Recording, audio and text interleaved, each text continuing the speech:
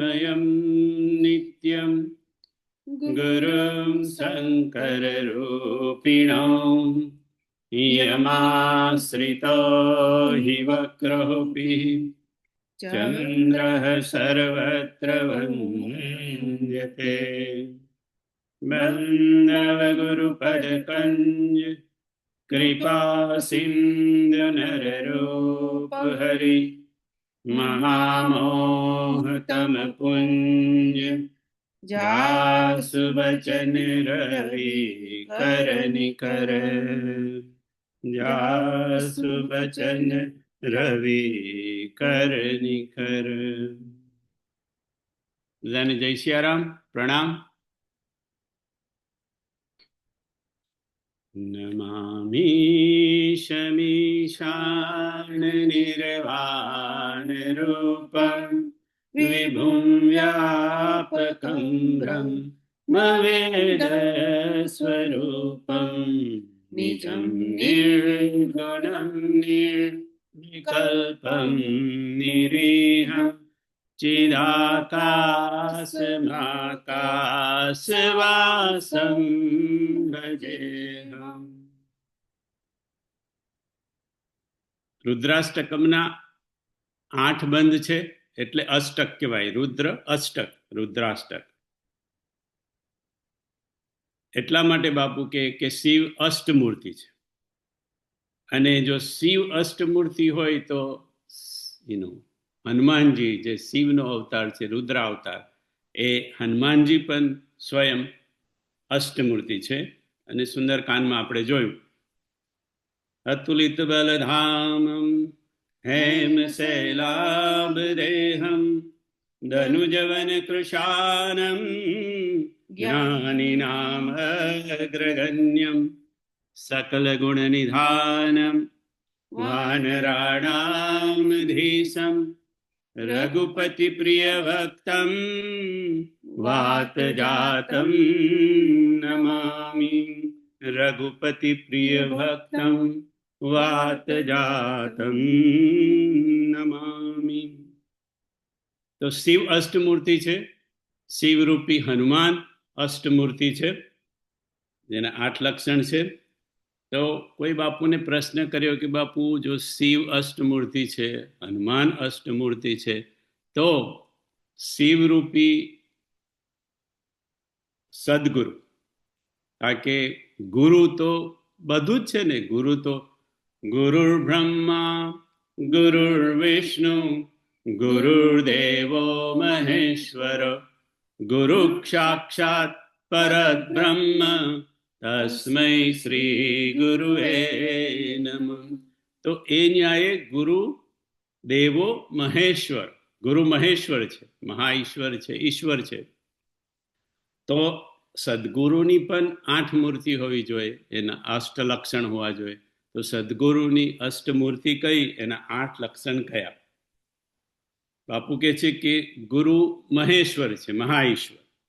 સો ઈશ્વર છે. ઈશ્વર કોને કહેવાય બાપુ? કે ઈશ્વર કહો કે ભગવાન કહો, બંને શબ્દમાં એનો સામ્યતા છે. કારણ કે ઈશ્વર એને કહેવાય જેનામાં 6 ઐશ્વર્ય હોય, એને ઈશ્વર કહેવાય. અને ભગવાન એને કહેવાય જેનામાં 6 ભગ હોય, અને આ ભગ એ જ ઐશ્વર્ય છે. એટલે તમે એને ભગવાન કહો કે ઈશ્વર કહો, પણ એમાં 6 તત્વો હોય, 6 ભગ હોય. 6 ઐશ્વર્ય કયા? તો કે છે કે પહેલું છે જ્ઞાન, વૈરાગ્ય, ધર્મ, ઐશ્વર્ય, શ્રી અને કીર્તિ. કીર્તિ કે યશ, 2 શબ્દ વપરાય છે. એટલે આ 6 જેનામાં હોય, આ 6 ભગ, એને ભગવાન કહેવાય.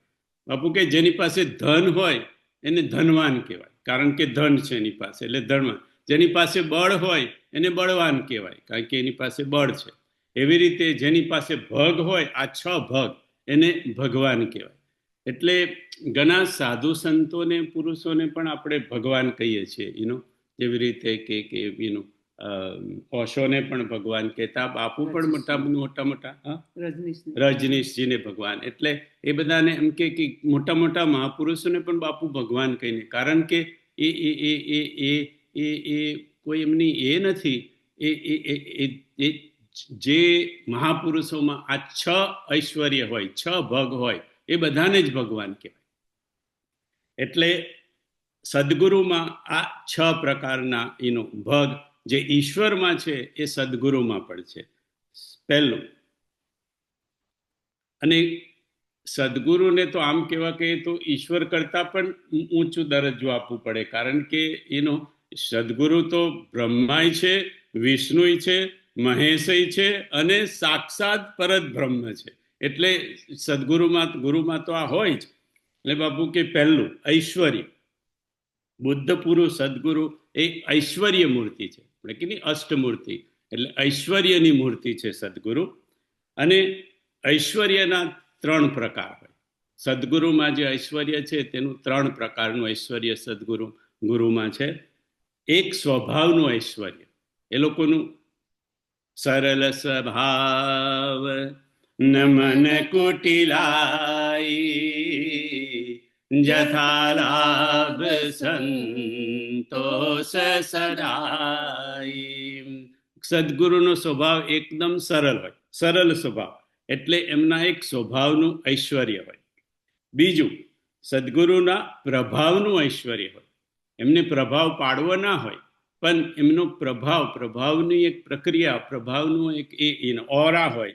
એ પ્રભાવ સદગુરુનો એક જાતનો એમની ઈચ્છા ન હોય તો પણ એમનો એ ઓરા ફેલાય એમનો. એટલે સદગુરુમાં સ્વભાવનું ઐશ્વર્ય છે, પ્રભાવનું ઐશ્વર્ય છે. અને ત્રીજું, બુદ્ધ પુરુષોમાં અભાવનું ઐશ્વર્ય હોય. હવે આપણે થાય કે અભાવનું ઐશ્વર્ય હોય, બાપુએ કેટલી વાર આ શબ્દ વાપર્યો છે કે અભાવનું પણ એક ઐશ્વર્ય હોય. ભલે એમની પાસે કાંઈ ન હોય, ભૌતિક સંપદા ન હોય, એટલે સદગુરુ હોય, બુદ્ધ પુરુષો હોય કે આ પરમહંસ લોકો હોય, એ લોકો પાસે શું હોય? કાંઈ નહીં હોય. પણ એમ કે અભાવનું એ લોકોનું એક ઐશ્વર્ય હોય. ભૌતિક સંપદા ન હોય, પણ એક જાતનું ઐશ્વર્ય એમના અભાવનું, લિવિંગ વિથ લેસ. એમને કાંઈક જોઈએ નહીં, બધું એમ કે થોડામાં એમનો ગુજારો બધો ચાલે. એટલે સદગુરુ ઐશ્વર્ય મૂર્તિ છે, નંબર 1. બીજું ભગ છે જ્ઞાન. બુદ્ધ પુરુષ એ જ્ઞાનની મૂર્તિ છે. અને જ્ઞાનના પાછા બાપુ કે 3 પ્રકાર હોય. જેવી રીતે ઐશ્વર્યના 3 પ્રકાર, રીતે જ્ઞાનના 3 પ્રકાર. કયા? એક જ્ઞાન એટલે વેદ એટલે વેદ પણ કહેવાય, અને વેદ એટલે જ્ઞાન. જે જાણતું હોય એને વેદ એટલે જ્ઞાની. વેદ એક જ્ઞાન છે. આપણે ત્યાં એક શબ્દ આવે વેદી. જે વેદ જાણતો હોય એને વેદી કહેવાય. જે 2 વેદ જાણતો હોય એને દ્વિવેદી કહેવાય. જે 3 વેદ જાણતો હોય એને ત્રિવેદી કહેવાય. અને જે 4 વેદ જાણતો હોય છોડુભાઈ, એને ચતુર્વેદી કહેવાય. આપણે ત્યાં વેદ એટલે જ્ઞાન, એ લોકો જ્ઞાની હોય. અને બીજું જ્ઞાનનો પ્રકાર કીધું, જ્ઞાન એટલે જ્ઞાન. જ્ઞાન એટલે કયું જ્ઞાન? જ્ઞાન માન જહ એક ઉનાહી દેખહી બ્રહ્મ સમાન સબ માહી. જ્ઞાન એટલે બહુ બધું મોટું ઊંચું આવડી જતું હોય એને જ્ઞાન નહીં. રામજી કે છે કે લક્ષ્મણને સમજાવે છે કે ભાઈ જ્ઞાન એટલે શું? તો કે જ્ઞાન એને કહેવાય જ્ઞાન માન જહ એક ઉનાહી. જ્ઞાન એને કહેવાય કે જ્યાં એક પણ પ્રકારનું માન ના હોય. એમાં અભિમાન પણ ના હોય, ત્યાં સ્વાભિમાન પણ ના હોય, જ્યાં અપમાન પણ ના હોય કોઈનું, એને માન કહેવાય. આપણે તો જ્ઞાન થોડુંક આવ્યું એટલે કોલર ઊંચા થઈ જાય. એટલે જ્ઞાન રામજી કે છે એને કહેવાય લક્ષ્મણ જ્ઞાન માન જહ એક ઉનાહી.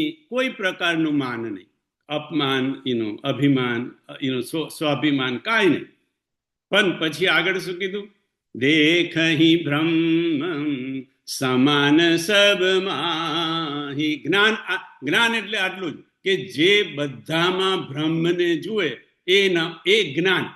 જ્ઞાની કોણ? તો કે જે બધામાં બ્રહ્મ જુએ તે.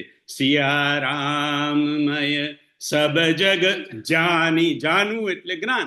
સિયારામમય સબ જગ જાની કરમ પ્રણામ જોરી જુગ પાની. એટલે જ્ઞાનના 3 પ્રકાર. એક વેદ જ્ઞાન, બીજું જ્ઞાન એટલે જ્ઞાન જ્યાં કોઈ માન ન હોય અને જે બધામાં એનો બધામાં બ્રહ્મ જુએ એ જ્ઞાન, અને ત્રીજું જ્ઞાન બોધ એટલે જ્ઞાન. પણ બોધ શબ્દ એના માટે વપરાય છે ઉચ્ચ પ્રકારનું એનું આધ્યાત્મિક એનું ઉચ્ચ કોટીનું જ્ઞાન કહેવાય, એને બોધ કહેવાય. આપણે દરરોજ ગાઈએ છીએ ને, દર વખતે વંદે બોધમયમ નિત્યમ ગુરુમ શંકર રૂપિણો યમાશ્રિતો હિ વક્રોપી ચંદ્ર સર્વત્ર વંદ્યતે. એ બોધ, જે ગુરુ તો નિત્ય બોધમય છે, બોધની મૂર્તિ છે. એટલે સદગુરુમાં આ 3 પ્રકારનું જ્ઞાન હોય. વેદોનું જ્ઞાન હોય, એનું બ્રહ્મ બધામાં જોતા હોય, સમાન રીતે જોતા હોય એ જ્ઞાન, કોઈ પણ જાતનું માન ન હોય એ રીતનું પણ જ્ઞાન, અને બોધ પણ એમાં, કારણ કે સાક્ષાત ગુરુ તો બોધની મૂર્તિ છે. એટલે અષ્ટમૂર્તિની એક મૂર્તિ છે બોધ મૂર્તિ. એટલે પહેલું ઐશ્વર્ય મૂર્તિ, બીજી જ્ઞાન મૂર્તિ, અથવા તો સંતોએ એને પ્રજ્ઞા મૂર્તિ પણ કીધી છે. પ્રજ્ઞા પણ ઉચ્ચ પ્રકારના જ્ઞાનને પ્રજ્ઞા શબ્દ પણ વપરાય છે, એટલે પ્રજ્ઞા મૂર્તિ કો. ત્રીજું વૈરાગ્ય મૂર્તિ. સદગુરુ એ વૈરાગ્યની મૂર્તિ છે. વૈરાગ્યના પણ પાછા 3 પ્રકાર. ભાઈ બાપુ જે બધી પ્રસાદી આપે છે હું તમને આપું છું. ઐશ્વર્યના 3 પ્રકાર છે, જ્ઞાનના 3 પ્રકાર છે. હવે વૈરાગ્યના 3 પ્રકાર સાંભળી લો, જે બાપુએ કીધેલા માનસ કોટેશ્વરમાં.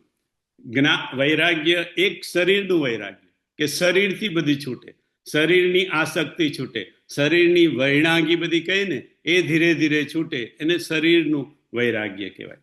બીજું મનનો વૈરાગ્ય, મનની બધી આશાઓ, ઈચ્છાઓ, આપણા મનના બધા વિકારો ધીરે ધીરે ધીરે એ છૂટે, એટલે એક શરીરનો વૈરાગ્ય, બીજું મનનો વૈરાગ્ય, અને ત્રીજું ધનનો વૈરાગ્ય. ધીરે ધીરે ધીરે ધીરે ધન અને ધનના પાછા જુદા જુદા પ્રકાર છે, પણ મેઇન તો આપણે આ ધનની વાત રાખો ને અત્યારે. આ ધન એની તો બાકી તો બાપુ તો ગાય છે ને, હમારો ધન રાધા રાધા રાધા રાધા. હવે આ ધન છોડવાની જરૂર નથી, રાધાવાળા ધનને છોડવાની જરૂર નથી, પેલા ધનને છોડવાની જરૂર છે. બાપુ કે છે કમસે કમ તમારે 10% તો તમારે ભગવાનનો ભાગ કાઢવો પડે. અને ભગવાનનો એટલે ભગવાનને શું જરૂર છે? ભગવાનનો ભાગ એટલે દીનહીન, જે ભગવાનને દીનહીન જે પ્યારા છે એ લોકોની સેવા, એ ભગવાનનો ભાગ. એટલે 10% કાઢી અને લોકોનું બીજાનું પ્રગટ ચારિપદ ધર્મ કે ઉત્તરકાંડમાં છે. પ્રગટ ચારિપદ ધર્મ કે કલિમહુ એક પ્રધાન યેન કેન વિધિ દીન હૈ દાન કરઈ કલ્યાણ. આપણું કલ્યાણ થાય બસ. બીજા બધા પગ પર ધર્મ નથી ઉભો. કળિયુગની અંદર એક જ પગ ઉપર ધર્મ ઉભો છે, અને કયો પગ? કે દાનનો. બસ ગમે એમ કરીને દાન. અને આ કથામાં તો હમણાં છેલ્લી કથામાં તો બાપુ એવું કીધું કે જો તમે મારું માનો તો વધારે પડતો સંગ્રહ, જરૂર કરતા વધારે પડતો સંગ્રહ એ પાપ છે. બાપુએ કીધું ગાંધીજીએ જે પાપ ગણાવ્યા એમાં બાપુ કે છે કે એક પાપ એ છે કે આપણને જોઈતું હોય એના કરતા વધારે આપણી પાસે સંગ્રહ થયેલો હોય, તો જોઈતું હોય એ કરતા વધારાનો સંગ્રહ એ એક પાપ છે. તો વૈરાગ્યના 3 પ્રકાર. સદગુરુ વૈરાગ્ય મૂર્તિ છે. ચોથું સદગુરુ ધર્મ મૂર્તિ છે. બુદ્ધ પુરુષ એને ધર્મ મૂર્તિ, કારણ કે બુદ્ધ પુરુષ સ્વયં ધર્મ સ્વરૂપ છે. આપણે આપણા કહે છે ને, આપણે આપણા ધર્મ સંભાળવા, આપણે આપણા બધાએ પોતપોતાને ધર્મ. એક ધર્મ કયો? આપણો સ્વધર્મ.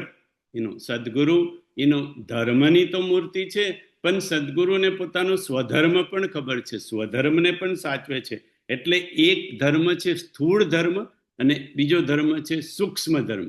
અને સૂક્ષ્મ ધર્મ કયો? તો બાપુ કે સત્ય, પ્રેમ અને કરુણા એ સૂક્ષ્મ રીતે દરેક ધર્મમાં છે. તમે કોઈ પણ ધર્મને નામ અલગ અલગ આપો, પણ આ ત્રણ, અને આ ત્રણ વસ્તુ જ્યાં ન હોય ત્યાં એવું સમજવું બાપુ કે અધર્મના કપડામાં ધર્મના કપડા પહેરીને અધર્મ છે.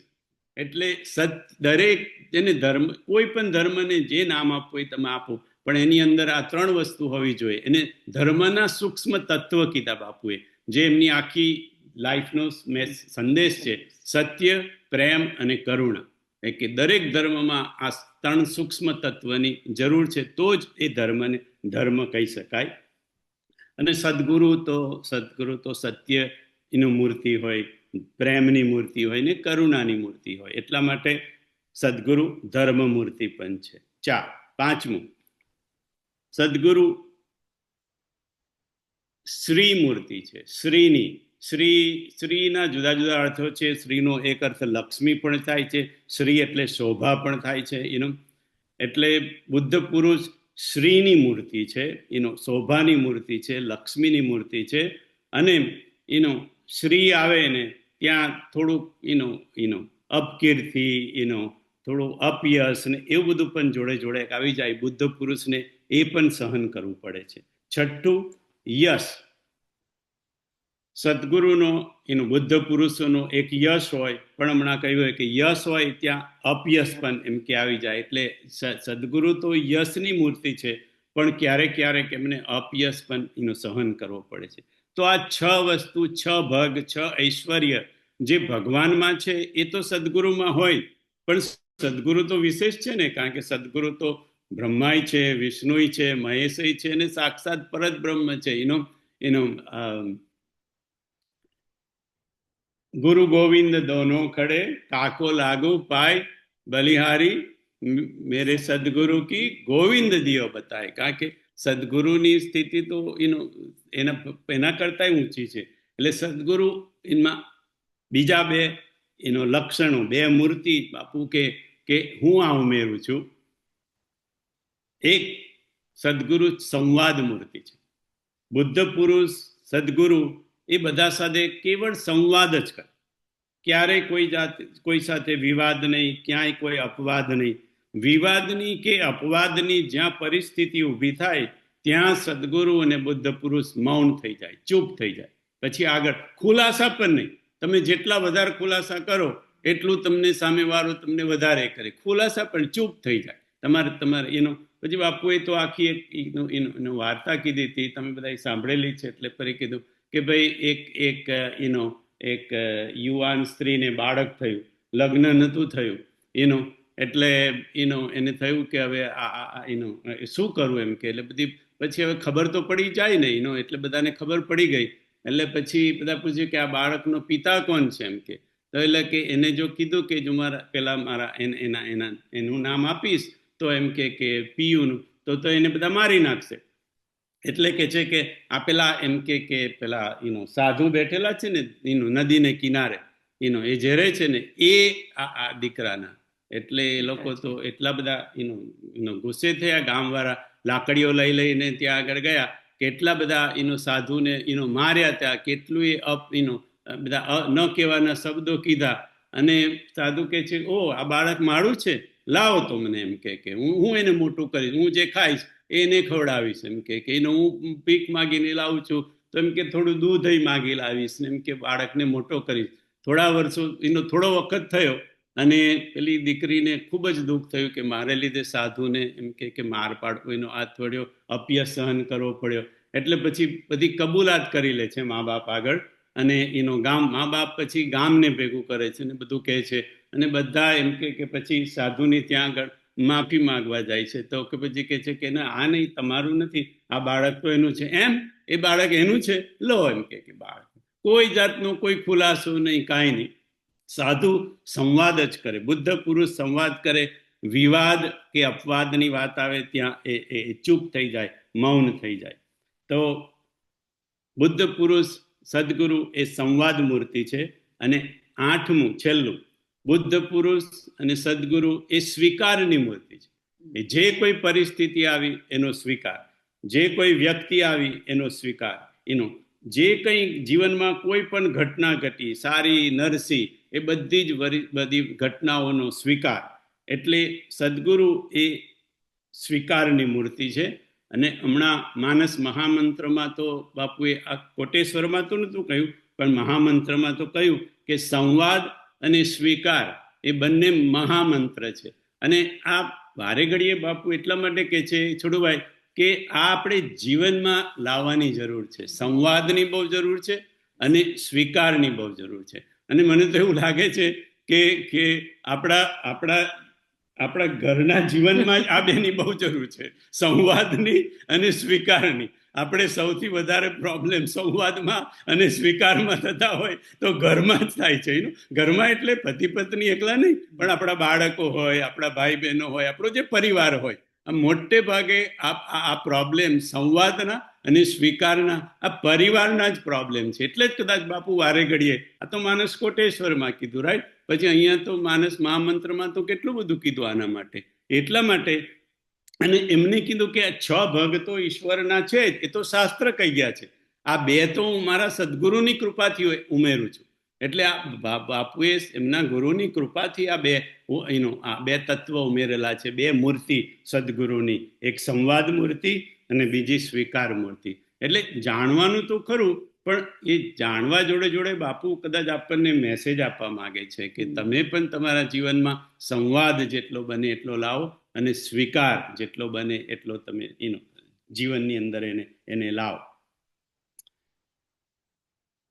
પ્રશ્ન થાય કે હનુમાનજીને બધા બહુના પુત્ર કીધા છે, તો હનુમાનજી કોના પુત્ર છે? હનુમાનજી માટે શું શું કેટલું કેટલું કહેવાયું હનુમાન ચાલીસામાં?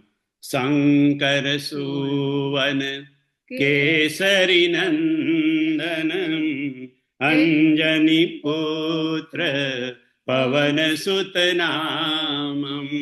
શંકર સુવન એટલે શંકરના સુવન, શંકરના પુત્ર કીધા.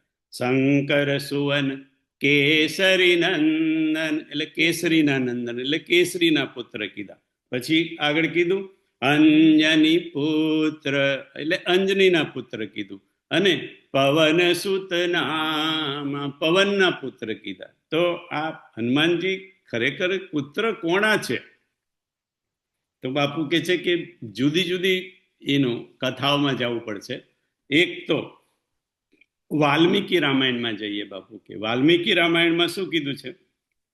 તો કે વાલ્મીકી રામાયણમાં કથા છે, અને બાપુ કે આ બધી કથાઓને જુદી જુદી રીતે કહેવામાં આવેલી છે. એટલે તમે ખાલી સાંભળતા જાઓ કે વાલ્મીકી રામાયણમાં એવું છે, પુંજક સ્થલા નામની એક અપ્સરા હતી. નામ હતું પુંજક સ્થલા, અને એ રૂપનો અંબાર હતી. અને સ્વર્ગમાં એનું બહુ માન હતું એના રૂપને લીધે, કારણ કે રૂપનો અંબાર હતી એ પુંજક સ્થલા નામની અપ્સરા. અને હવે આટલું બધું રૂપ હોય એટલે થોડું ઘણું તો પછી રૂપનું અભિમાન પણ સ્વાભાવિક રીતે જ આવી જાય, કારણ કે જેની સ્વર્ગમાં બોલબાલા હોય એવી પુંજક સ્થલા, અને એના લીધે થોડું અભિમાન પણ આવી ગયેલું. એક વખતે સ્વર્ગમાં નૃત્ય ચાલતું હતું, નાચ ગાન ચાલતા હતા સ્વર્ગમાં. અને એ વખતે બધા એક તો એનું રૂપય બહુ અપાર હતું, અને જોડે જોડે એનું નૃત્ય કલા પણ એનામાં બહુ જ હતી. એટલે એ નાચ ગાન ચાલતું હતું સ્વર્ગમાં. એટલામાં ત્યાં અગસ્ત મુનિ આવ્યા, કુંભજ ઋષિ જેને આપણે કહીએ. એ અગસ્ત મુનિ આવ્યા. તો હવે તમે કોઈક આવે ને નજર તમે ના જાય બાપુ કે ખબર ના પડે તો જુદી વસ્તુ છે. જેમ આપણા કાગભૂસુંડીના પ્રસંગમાં થયેલું, કાગભૂસુંડીજી બેઠા છે ને ગુરુ આવ્યા, અને એમને તો ખબર હતી કે ગુરુ આવ્યા. ગુરુ આવ્યું અભિમાન તે ઉઠી નહીં કીને પ્રણામ, કારણ કે મૂળમાં અભિમાન હતું. એવું અહીંયા પુંજક સ્થલાને પણ અભિમાન છે મૂળમાં. એટલે અગસ્ત્ય મુનિ આવ્યા. હવે કુંભજ ઋષિ જેવા ઋષિ આવે એટલે કેટલાય લોકો તો સભામાં ઊભા થઈ ગયા છે. એટલે એનું ધ્યાન કદાચ બીજે હોય, પણ આખી સભામાં કેટલાય ઊભા થઈ ગયા છે. એટલે એનું ધ્યાન કશુંક તો થાય ને કે ભાઈ કશુંક અહીંયા થયું છે એમ કે એને કોઈ ચિંતા કર્યા વગર, કોઈ પરવા કર્યા વગર એ નાચતી જ રહી. એટલે અપમાન થયું કુંભજ ઋષિનું, અગસ્ત્ય ઋષિનું. એટલે અગસ્ત્ય ઋષિએ શ્રાપ આપ્યો કે જા તું આમ તેમ વાંદરાની જેમ છું. હવે ઋષિ કેમ જોઈ છે? આપણે નૃત્ય કેમ જોઈએ અને ઋષિ કેમ જોઈ છે? ઋષિ કહે છે કે આમ તેમ તું વાંદરાની જેમ, એમ કે કોઈ શિષ્ટ મર્યાદા વગર એમ કે એ કરે છે, જા તું વાંદરી થઈ જા. એટલે એનો પુંજક સ્થલા એકદમ ગભરાઈ ગઈ કે ઓ, પછી તો હવે એને ભાન થયું કે મારી ભૂલ થઈ ગઈ. એટલે ઋષિની એને તો માફી માગી કુંભજ અગસ્ત્ય ઋષિની, અને કીધું કે મહારાજ એમ કે ક્ષમા કરો, મારી ભૂલ થઈ ગઈ. એમ કે તો કે કંઈ નહીં, જો મેં તને શ્રાપ આપી દીધો, તારે જવું તો પડશે જ, પણ તું પૃથ્વી પર જઈશ અને એમ કે તારે વાંદરી થઈ જો કીધું છે, એટલે એમ કે તારે વાનર જાતિ છે બાપુ કે, એટલે વાનર જાતિમાં એમ કે તારો જન્મ થશે, પણ તારા પેટે એક મહાન પુત્રને જન્મ થશે, એવા હું તને આશીર્વાદ આપું છું, જે તારું નામ આખી દુનિયામાં ઉજાગર કરી દેશે. એટલે થોડું પુંજક સ્થલાને થોડી શાંતિ થઈ. પછી એ પુંજક સ્થલા વાનર કન્યા રૂપે ત્યાં અંજનીના રૂપે ત્યાં આગળ આવે છે પૃથ્વી પર, અને વાનર રાજ કેસરી સાથે એના લગ્ન થાય છે. અને એ તો રાજા હતા કેસરી, વાનર રાજ, અને એ વાનર રાજ કેસરીની સાથે એના લગ્ન થયા, અને એમાંથી જે પુત્રનો જન્મ થયો એ હનુમાનજી, એટલે એને કેસરી નંદન કહેવાય. અંજની પુત્ર તો છે જ, પણ કેસરી નંદન, કારણ કે કેસરી રાજાના એ છે, એટલે હનુમાનજી કેસરી નંદન કહેવાય. બીજી કથા બાપુ કહે છે કે આનંદ રામાયણની છે. આનંદ રામાયણમાં એવો ઉલ્લેખ છે જે આપણે બધા લગભગ જાણીએ છીએ, એટલે માનસમાં આ પ્રસંગ છે આડકતરી રીતે. એટલે કે દશરથ રાજાને પુત્ર નતા થતા, એટલે યજ્ઞ કર્યો એમને, અને યજ્ઞનો ચરુ લઈને અગ્નિદેવ પ્રગટ થયા અને કીધું કે તમારી આ રાણીઓને પ્રસાદ તમે વહેંચી દો. એટલે રાજાએ વેચી દીધો, કૌશલ્યાને આપ્યો, કૈકેયીને આપ્યો અને સુમિત્રાને આપ્યો. અને કથા એવી છે કે સુમિત્રાનો પડિયો એ સમડી ઉડીને પકડીને લઈ ગઈ. એટલે હવે સુમિત્રા પાસે તો કોઈ પ્રસાદ રહ્યો નહીં, એટલે કૌશલ્યા અને કૈકેયી પોતાના પડિયામાં રહેલા પ્રસાદનો એ ભાગ બંને જણ સુમિત્રા માતાને આપે છે, અને પોતાના પડિયામાંના ભાગમાંથી જે પ્રસાદ આપ્યો, અને 2 જણે આપ્યો, કૌશલ્યાએ આપ્યો પોતાના હાથથી અને કૈકેયી પણ આપ્યો, એટલે સુમિત્રાને 2 પુત્ર થયા. પણ સુમિત્રાએ નક્કી કર્યું કે આ લોકોના પ્રસાદના ભાગમાંથી મને 2 પુત્રો થયા છે, એટલે હું મારા બંને પુત્રોને એમના બંને પુત્રોની સેવામાં હું લગાડી દઈશ. એટલે લક્ષ્મણજી રામની સેવામાં લાગી ગયા અને શત્રુઘ્નજી ભરતજીની સેવામાં લાગી ગયા. હવે આ પડીઓ જે સમડી લઈ ગયેલી, એ સમડી ઉડતી હવે અયોધ્યા તો યુપીમાં છે. હવે યુપીમાંથી ઉડતી સમડી કર્ણાટકમાં, જ્યાં અંજની માતા પર્વત પર બેસી અને આરાધના કરતા હતા ભગવાનની, ત્યાં એમના ખોડામાં જઈને એ પડીઓ પ્રસાદનો પડ્યો, અને અંજના માતાને થયું કે ઈશ્વરનો આપેલો આ પ્રસાદ છે, એટલે ઈશ્વરનો પ્રસાદ એમને ગ્રહણ કર્યો. એમાંથી જે પુત્રનો જન્મ થયો, એનું નામ અંજની પુત્ર હનુમાન છે. કારણ કે અંજનીના બીજો કોઈ એમાં ઇન્વોલ્વ નથી, એટલે એને અંજની પુત્ર કહેવામાં આવ્યા. અને મને નાનપણમાં તો નાનપણ એટલે મોટી ઉંમર થઈ ત્યાં સુધી છોટુભાઈ યાદ નતું રહેતું કે હનુમાન જયંતિ પહેલી આવે કે રામ જન્મ પહેલો આવે, રામનવમી પહેલી આવે, ક્યારે સમજણ નથી પડતી. પછી બાપુએ સમજાવ્યું ત્યારે ખબર પડી ગઈ કે આ એક જ પ્રસાદનો પડ્યો, અને એક જ પ્રસાદથી રામના 4 ભાઈઓનો જન્મ થયેલો. એ જ પ્રસાદ ઉડતી સમડી એ છે યુપીમાંથી ઉડતી કર્ણાટક સુધી જાય તો વાર તો લાગે ને, અઠવાડિયું 10 દિવસ તો થઈ જાય ને. કર્ણાટક ક્યાં આવ્યું ને યુપી ક્યાં આવ્યું, એટલે હંમેશા એ પછી મને યાદ રહી ગયું કે પહેલો રામ જન્મ આવે, રામનવમી આવે, અને પછી સમડી ત્યાં પહોંચે અને કંજની માતા, એમાં જેટલો ટાઈમ ગયો એટલા ટાઈમ પછી હનુમાન જયંતિ આવે. એ પછી બરાબર યાદ રહી ગયું આ કથા સાંભળ્યા પછી કે પહેલા રામનવમી આવે અને પછી હનુમાન જયંતિ આવે.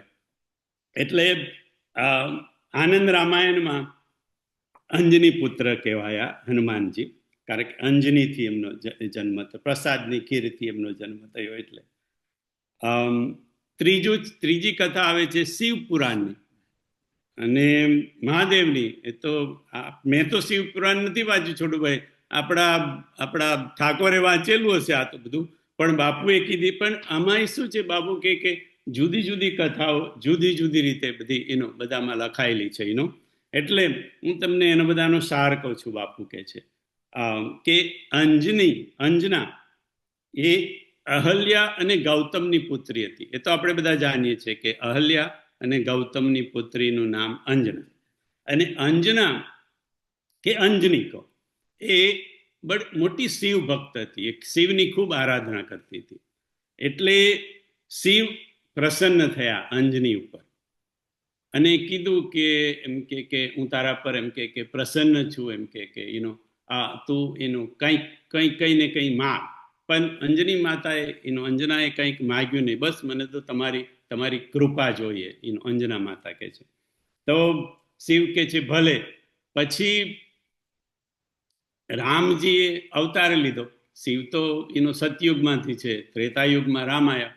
રામજીએ અવતાર લીધો. શિવજીને થયું કે મારે રામજીની સેવા કરવા માટે પૃથ્વી પર જવું જોઈએ. અને બ્રહ્માએ પણ કીધું કે બધા પોતપોતાના એમ કે રીતે એમ કે પૃથ્વી પર પહોંચીને રામની પ્રતીક્ષા કરો અને પછી એમની સેવા કરો.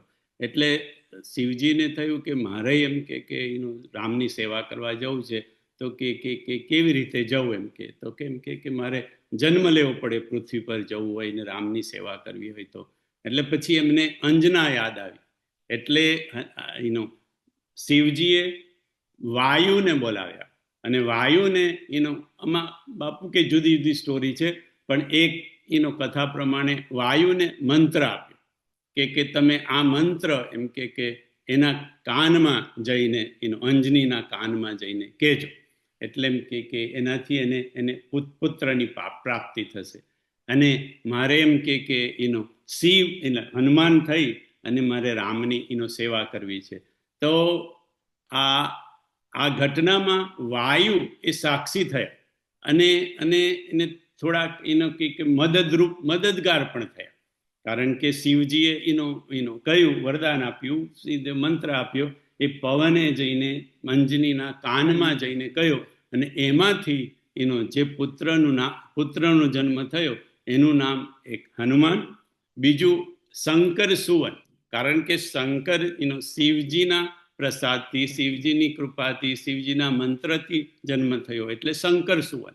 અને ત્રીજું વાયુની મદદથી, વાયુઓમાં મીડિયેટર થયા એટલે વાયુની મદદથી આ થયું એટલે એને વાયુપુત્ર પણ કહેવાય. એટલે શંકર સુવન અને વાયુપુત્ર.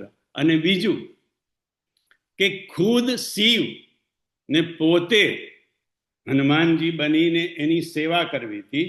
એટલે ખુદ શિવજીની આ ઈચ્છા હતી ને કે હું એનો પુત્ર બનીને ત્યાં જાઉં અને રામની સેવા કરું. એટલે શંકર સ્વયં પણ કહેવાય. કારણ કે શંકરજી પોતે જ વાયુની મદદ લઈ અને અંજનીની મદદ લઈ અને પોતે હનુમાન થઈને રામની સેવા કરવા માટે ગયા છે.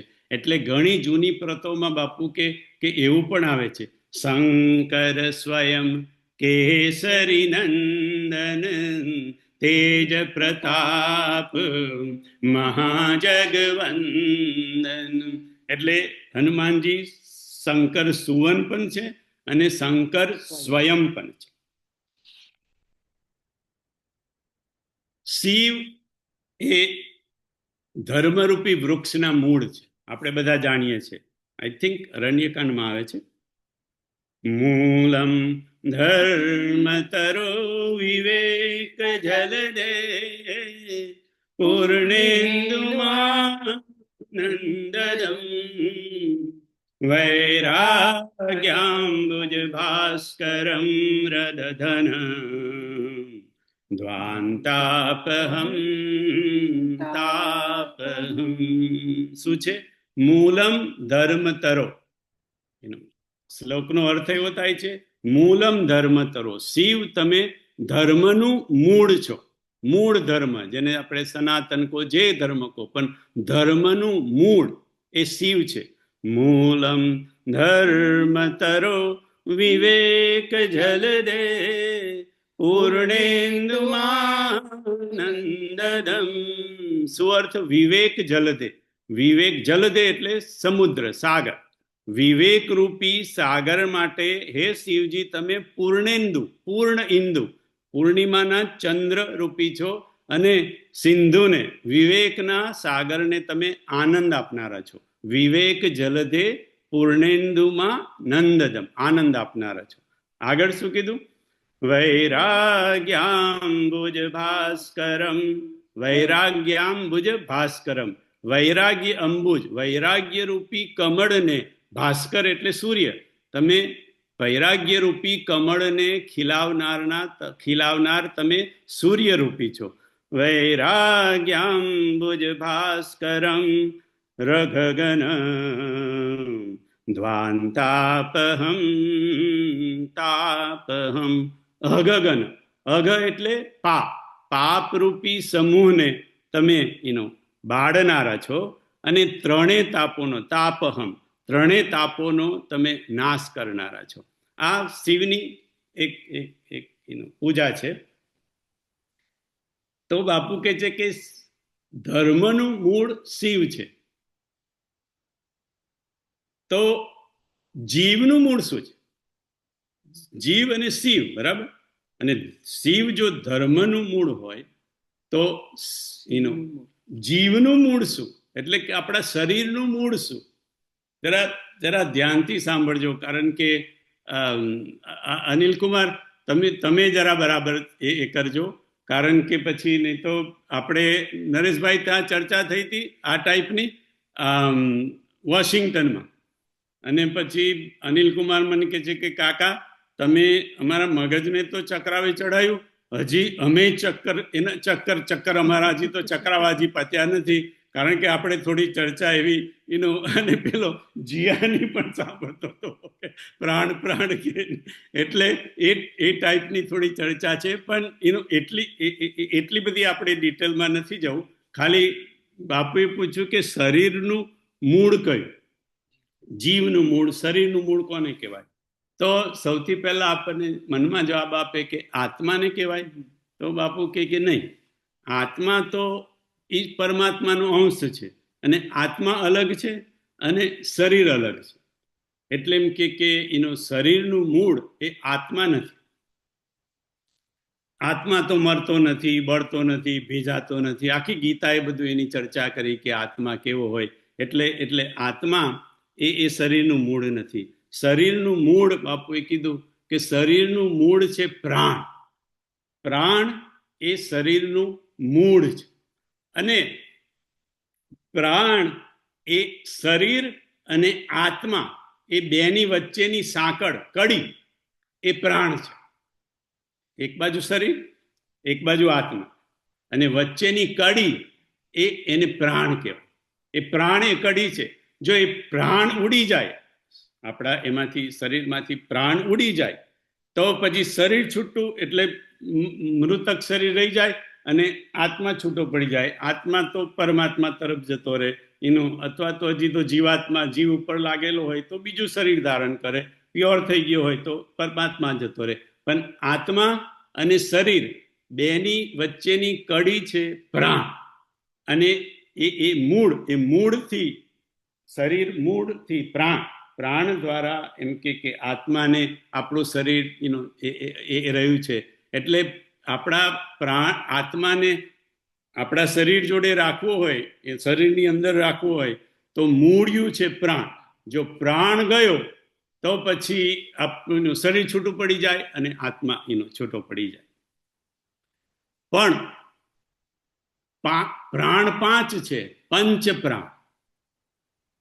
કે પ્રાણોને પંચ પ્રાણ કીધા છે. તો પંચ પ્રાણ કયા? તો બાપુ કે છે પંચ પ્રાણ એટલે પંચવાયુ, અને પંચવાયુમાં પ્રાણવાયુ એ મુખ્ય વાયુ છે, પણ ટોટલ 5 વાયુ છે, જેને તમે 5 વાયુ પંચવાયુ પણ કહી શકો અથવા તો પંચ પ્રાણ પણ કહી શકો. કેમ? કારણ કે 5 વાયુમાં મુખ્ય વાયુ એ પ્રાણવાયુ છે. અને 5 પ્રાણ કયા અથવા તો 5 પંચવાયુ કયા? તો કે એક પ્રાણ મુખ્ય, અપાન, સમાન, ઉદાન અને વ્યાન. આ 5 વાયુ છે, 5 પ્રકારના. અને અગેન પ્રાણવાયુ મુખ્ય છે, પછી અપાન વાયુ, સમાન વાયુ, ઉદાન વાયુ અથવા તો વ્યાન વાયુ, 4 જુદા. પ્રાણવાયુ જે છે એનું મુખ્ય ક્ષેત્ર કયું? એરિયા. તો કે હૃદય અને ફેફસા. હવે તમે વિચાર કરો કે પ્રાણ મુખ્ય એટલા માટે છે પ્રાણવાયુ, કારણ કે પ્રાણવાયુનો વિસ્તાર કયો? એનું એ શેનું નિયંત્રણ કરે? તો કે ફેફસાનું અને હૃદયનું, હાર્ટનું. હવે હાર્ટ બેસી જાય તો તોય ખલાસ, ફેફસા જતા રહે તોય ખલાસ. એટલે ફેફસા, ધડકન અને શ્વાસોશ્વાસ એની ક્રિયાનું સંચાલન પ્રાણવાયુ કરે. અપાન વાયુનું ક્ષેત્ર કયું? તો કે નાભીથી પગ સુધી, આપણી નાભીથી પગ સુધી જે બધું એનું ક્ષેત્ર કયું? એનું કર્મ ક્ષેત્ર કયું? તો કે શરીરમાંથી બધો કચરો બહાર કાઢવાનો, એ અપાન વાયુનું કાર્યક્ષેત્ર. પછી સમાન વાયુનું એનો એરિયા કયો? તો કે હૃદયથી નાભી સુધીનો એરિયા એ સમાન વાયુ. અને સમાન વાયુનું કાર્યક્ષેત્ર કયું? તો કે પાચન શક્તિ. આપણું બધું ખાવાનું પેટ આવ્યું ને ત્યાં એની વચ્ચે, તો બધું પચાવવાનું કાર્ય એ સમાન વાયુ કરે. ઉદાન વાયુ કયો? તો કે છાતી સુધી તો આપણો પ્રાણવાયુ છે, પછી અહીંયા છાતી પૂરી થાય, ગળું શરૂ થાય, અહીંયાથી ઉપરનો જે ભાગ છે એ ઉદાન વાયુનો એનો એરિયા. અને એનું કાર્ય કયું? તો કે એનું બોલવું, આંખનું, આ બધા અવયવોના કાર્ય જે હોય એ બધું ઉદાન વાયુથી થાય. તો હવે છેલ્લો રહ્યો, હવે આખું શરીર થઈ ગયું, આ ઉદાન આવી ગયું, પછી પ્રાણ આવી ગયું, પછી સમાન આવી ગયું, અને એનું નીચે અપાન આવી ગયું. તો પછી વ્યાનનું કામ શું? તો કે વ્યાન વાયુ એ આખા શરીરમાં છોડવાય વ્યાપ્ત હોય. આ બધા જ વાયુઓને સંતુલિત કરવાનું કામ, બધું સરખું કરવાનું કામ વ્યાન એટલે વ્યાપ્ત, જે આખા શરીરની અંદર વ્યાપ્ત છે તે વ્યાન. અને આ બધાની અંદર મુખ્ય પ્રાણવાયુ. અને જો પ્રાણ, અને આપણે કહીએ પ્રાણ ઉડી ગયો, આપણે શબ્દ શું વાપરીએ? પ્રાણ ઉડી ગયો. તો પ્રાણ કઈ પક્ષી થોડું છે, પ્રાણ વાયુ છે, પણ વાયુ તો ઉડી જાય ને, વાયુ તો ઉડે. એટલે પ્રાણને આપણે પ્રાણને કહીએ પ્રાણ ઉડી ગયો, કારણ કે પ્રાણ વાયુ છે એટલે પ્રાણ ઉડી ગયો. આપણે તો ભજન પણ આવી ગયું, ઉડી ગયો હંસ પિંજર, પડી તો રહ્યું મારો હંસલો નાનો ને દેવળ જૂનું તો થયું. હવે ત્યાં હંસલો જે શબ્દ છે છોટુભાઈ, એ આત્મા માટે વપરાયો છે, પણ ત્યાં એક શબ્દ સરસ એનો લખી દીધો છે ને કે ઉડી ગયો. પ્રાણ તો કાંઈ, આત્મા તો કાંઈ કરતો નથી, ભીજાતો નથી, સુકાતો નથી, મળતો નથી, આ નથી કરતો, તો ઉડી ગયો શબ્દ જે છે ને એ પ્રાણ તરફ સંકેત છે આની અંદર. પણ હવે આપણે આવીએ તો ખરા, પણ બધી એ તો સમજણ તો કોઈક આપણને પાડે ત્યારે કે ખબર પડે. ને આપણે પ્રાણ માટે પણ શબ્દ વાપરીએ કે ભાઈ શરીરમાંથી પ્રાણ ઉડી ગયો. કેમ? કારણ કે પ્રાણ વાયુ છે અને એ આત્માને શરીર જોડે જોડી રાખે છે. હવે જો એ જ ઉડી ગયો હોય, વચ્ચેની કડી જ નીકળી ગઈ હોય, તો આત્મા જુદો થઈ જાય ને શરીર પછી બાકી પડી રહ્યું એને મૃતક શરીર કહેવાય. તો આપણા શરીરનું મૂળ છે પ્રાણ, અને પ્રાણ 5 પ્રકારના છે, પંચવાયુ એનું. પણ રામજી કોણ છે બાપુ? કે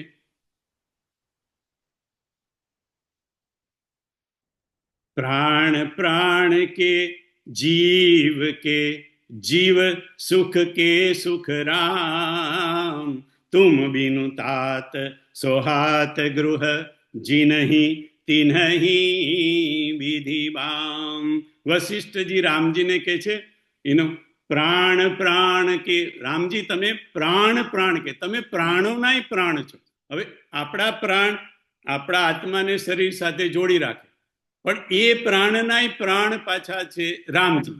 પ્રાણ કે જીવ સુખ કે સુખ રામ. અને આની પરથી આપણે વોશિંગ્ટનમાં ચર્ચા થઈ હતી કે પ્રાણ જુદા, કારણ કે પૂરેપૂરી બાપુ કે ચોપાઈ જ જુદી છે. પ્રાણ કે રામજી તમે પ્રાણના પ્રાણ છો અને જીવના જીવ છો.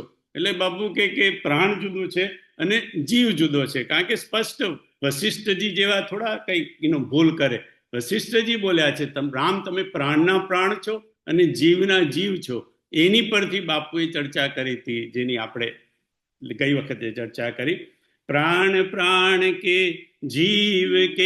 જીવ સુખ કે સુખ રામ. રામજી તમે સુખના સુખ છો. તુમ તજિતાત સોહાત ગૃહ. તમને છોડીને જેને ઘર ગમે એનું જી નહીં તી નહીં બીધી બામ. એનો વિધાતા વાંકો થઈ ગયો કહેવાય કે તમને છોડી અને કે રામજી કે છે કે ભગવાન જરા જલ્દી કરો ને, આ બધા લોકો અહીંયા દુઃખી થાય છે. તો કે નહીં ભગવાન બધા દુઃખી નહીં થતા, તમને જોઈને તો બધા સુખી થાય છે, કારણ કે તમે તો સુખ કે સુખ રામ તમે છો. એટલે તમે એની ચિંતા ના કરશો, વશિષ્ઠજી કહે છે. છતાંય ભલે તમે જાઓ ને, હું કાંઈક કરું છું, એવું વશિષ્ઠજી ત્યાં કહે છે. તો રામજી પ્રાણના તો પ્રાણ તો છે જ, એટલે કે જીવના તો એનો પ્રાણ છે એનો રામજી. પણ બાપુ કે છે કે રામજી તો વેદોના, અને રામ કે એટલે રામ કો, કૃષ્ણ કો, દુર્ગા કો, શિવ કો, આ બધા જેમાં ઈશ્વર તત્વ એનો એ પ્રાણના તો પ્રાણ છે, પણ વેદોના પણ પ્રાણ છે. કેવી રીતે? વિધિ હરિહરમય વેદ પ્રાણ સો. વેદોના પ્રાણ. વિધિ હરિહરમય વેદ પ્રાણ સો અગુણ અનુપમ ગુણ નિધાન સો. અગુણ અનુપમ ગુણ નિધાન સો. પરમાત્મા ઈશ્વર આપણા પ્રાણનાય પ્રાણ છે. એની કૃપા વગર આપણે એક ક્ષણ પણ જીવી શકતા નથી, કારણ કે એ જો પ્રાણની કડી છૂટી જાય તો આપણે ગયા, તરત જ આત્મા જુદો ને શરીર જુદો. એ પ્રાણની કડીના પણ પ્રાણ એ રામ છે, એટલે ઈશ્વર છે. ઈશ્વરની કૃપા વગર આપણે એક પણ એનો ક્ષણ જઈ શકશે કે નહીં. અને હનુમાનજી પણ બાપુ કે પ્રાણ તત્વ છે, એટલે હનુમાન વગર પણ આપણે એક મિનિટ, કારણ કે પ્રાણવાયુ પણ વગર પણ આપણે એક ક્ષણ જીવી ના શકીએ. પ્રાણવાયુ ગયો કે આપણે ગયા તરત. એટલા માટે કે એનો ઈશ્વર, અને ઈશ્વર ભજો, હરિ ભજો, હનુમાનને ભજો. હરિ બોલ હરિ બોલ હરિ બોલ હરિ બોલ હરિ બોલ હરિ બોલ હરિ બોલ હરિ બોલ. પ્યારે મુકુંદ માધવ ગોવિંદ બોલ. પ્યારે મુકુંદ માધવ ગોવિંદ બોલ. હરિ બોલ હરિ બોલ હરિ બોલ હરિ બોલ. રાધે બોલ રાધે બોલ રાધે બોલ રાધે બોલ. બાપુ કે છે આમ તો બુદ્ધ પુરુષને, સાધુ પુરુષને કોઈ પીડા ના હોય, કોઈ દુઃખ ના હોય. સંસારિક બધી વસ્તુથી સાધુ પુરુષ આપણી જોડે તો હોય, આપણને એવું લાગે કે આપણી જોડે છે, આપણી વચ્ચે છે, પણ એ બધાથી ઉપર ઉઠેલા હોય. એટલે એમને આમ તો કોઈ સાંસારિક દુઃખ કે પીડા ન હોય, છતાંય બુદ્ધ પુરુષમાં એક ચેતના રહેલી છે. એટલે એ ચેતનાને લીધે એમને થોડીક આધ્યાત્મિક કક્ષાની થોડીક તકલીફો હોય, પીડા હોય, જેને બાપુએ કીધું પંચ પીડા, સાધુની પંચ પીડા. આપણી તો કેટલીય પીડા હોય, પણ આ સાધુની પંચ પીડાનું બાપુએ ત્યાં એનું એ કર્યું કે 5 પીડાઓ સાધુને એનો મુખ્ય આધ્યાત્મિક કક્ષાની હોય. એક, પ્રતીક્ષા. સાધુને કોઈની પ્રતીક્ષા હોય, કેવળ સતત. સાધુ પુરુષ, મહાપુરુષ, બુદ્ધ પુરુષ, એને કોઈની એ વાટ જુએ છે, કોઈકની કે એ રાહ જુએ છે, કોઈની પ્રતીક્ષા છે. એ આવશે એ આવશે એ આવશે, એ આવશે. બસ એની એક સાધુ પુરુષને એક પ્રતીક્ષા છે. પ્રતીક્ષાની એક પીડા છે, ક્યારે આવશે. આ આવશે તો ખબર છે, બસ એ ક્યારે આવે. મિલે કોઈ ऐसा संत फकीर पहुंचा दे ભવ દરિયા કે તીર. આપણને પણ બાપુ કે એવા કોઈ સંતની પ્રતીક્ષા હોવી જોઈએ, કે કોઈ આપણને એનો એવો કોઈ સાધુ પુરુષ, સંત પુરુષ, બુદ્ધ પુરુષ, સદગુરુ કોઈ મળે એ આપણને ભવ દરિયાની એનો પાર પહોંચાડી દેવો. એટલે